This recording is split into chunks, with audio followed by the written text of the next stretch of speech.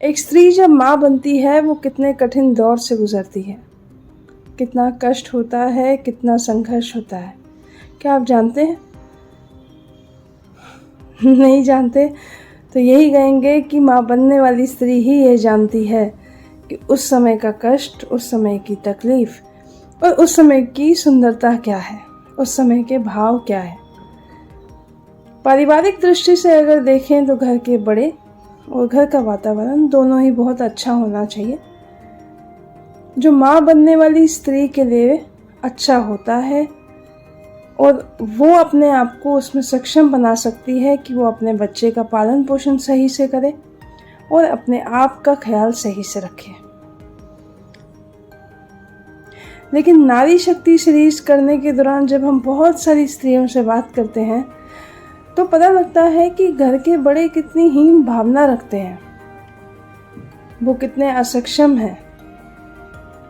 उनके असक्षम होने के कारण, उनके सक्षम नहीं होने के कारण वो सारा टाइम ये साबित करते हैं, हर वक्त ये साबित करते हैं कि माँ बनना अभिशाप है, माँ बनना अभिशाप है। ऐसा क्यों है? इसके कई कारण हो सकते हैं।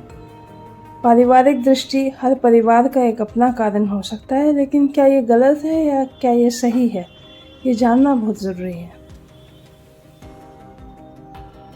मुझे हैरानी होती है ये जानकर कि सारा टाइम आप माँ बनने वाली स्त्री को सिर्फ कोसते रहते हैं,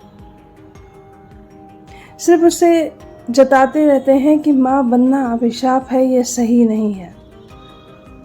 और वो उस पल को, उस जीवन को कभी जी ही नहीं पाती है जिसको वो जीना चाहती है। उस खूबसूरती को, माँ बनने की सुंदरता को वो कभी जी नहीं पाती है।